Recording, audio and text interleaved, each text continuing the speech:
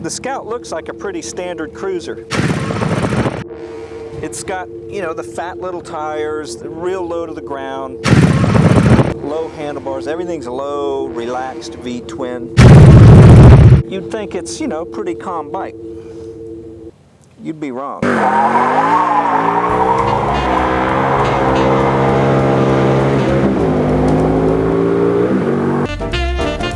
We're with Robert Panda. Are you going to say it right? How do you say it?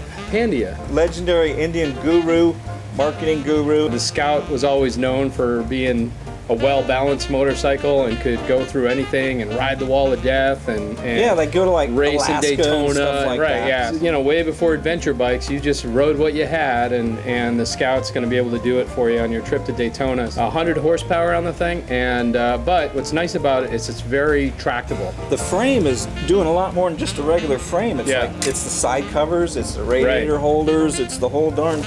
It's like one molding takes care of 14 parts. Yeah, that's, I mean, you're hitting on one of the reasons that we can lower the price of the bike down to about $11,000. Good for crashing. I'm just loaning you the bike and you're talking about that already? Are you kidding? We haven't even warmed it up yet. There's no sort of fake engine fins or, you know, I mean, it's clearly a liquid-cooled engine and it's modern. What you see is what you get. What do I got to do to start it? Oh, you got this thing on. Yeah, you got, well, if you get that way. Neutral. I may be, How do you work these things? I may be repossessing this bike. Oh, that's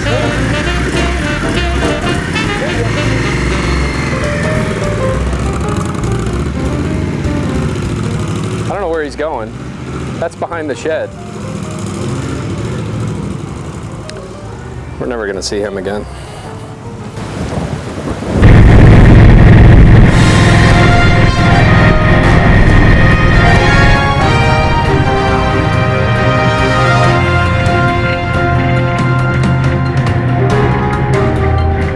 Here at the Gatorade Victory Lane, which is pretty good brand marketing on Polaris's part to have the entire celebration area named after your motorcycle.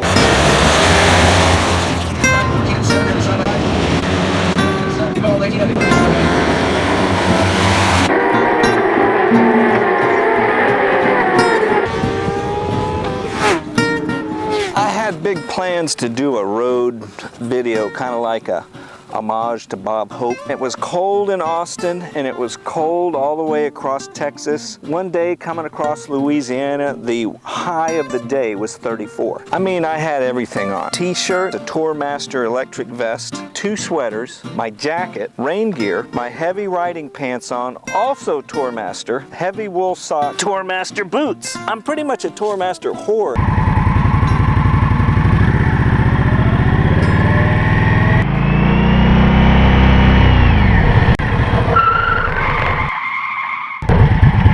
The Indian has a single front disc brake. The brakes are adequate for what we have right now.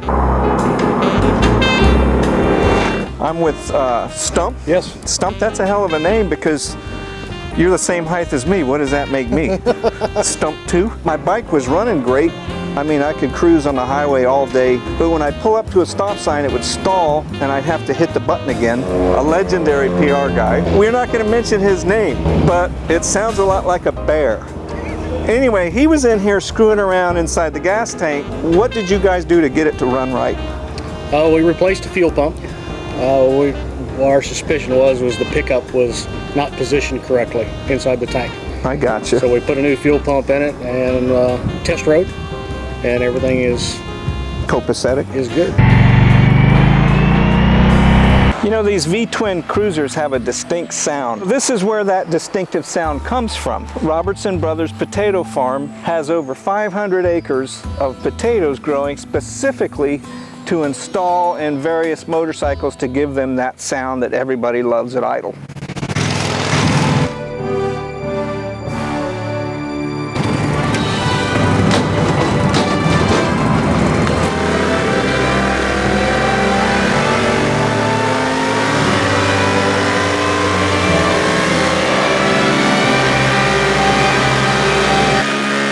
Jason has just put the Scout on the dyno and spun it up. What do you think, Jason? That's not a bad running bike, actually. It produced 86 horsepower and 65 foot-pounds of torque. So I really think there's a lot of improvements that could be left in this motorcycle. S&S makes an air cleaner for the Indians now. Selection's out now for exhaust as well. And then we're running the Power Commander. We tune every mile per hour in every gear and drive the bike live in the dyno with a load to the rear wheel, simulating riding conditions, and literally tune every mile per hour in every gear on the bike. We're here with John Flores. I got John here because I'm riding this Scout around, and he rode one up north there checking out pizza stores, and you had a Scout similar to this? Yep, I rode from Boston to Baltimore on the Red Indian Scout looking for good pizza. So how'd you like it?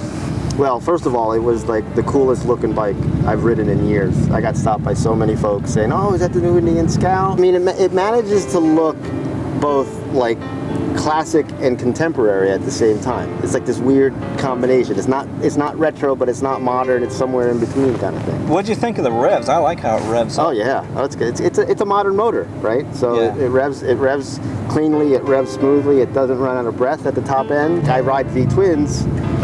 Sport V-twins, and this kind of felt in the same class. Yeah. Which was really a nice surprise. I was getting about 50 miles to a gallon. What'd you get? About the same. Yeah. Maybe mid.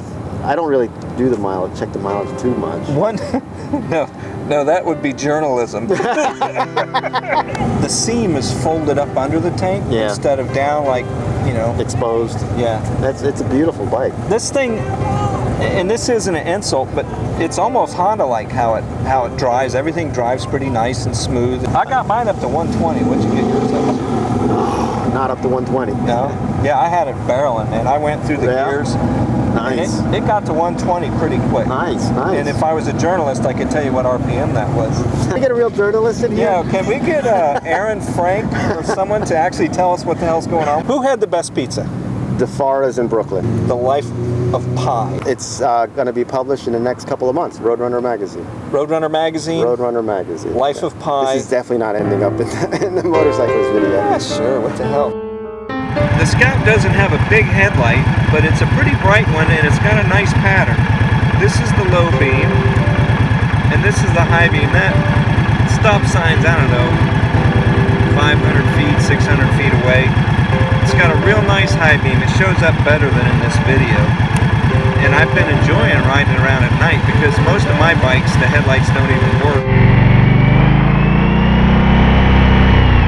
Just a few miles down the road, I got to turn the bike back into Robert, which is sad because I'd like to just keep riding. People are kind of comparing the Scout to a Sportster. It's really nothing at all like a Sportster. It really doesn't have to be a Sharks versus Jets type of deal here. It's hard to call it a little bike. Physically, it's little, but it's a 1200cc engine, you know, 86 horsepower. That's more than we ever got up until about 1980. It's fast, it's smooth, you can cruise all day 90 miles an hour. If I was going to get a cruiser, I'd probably get something like this.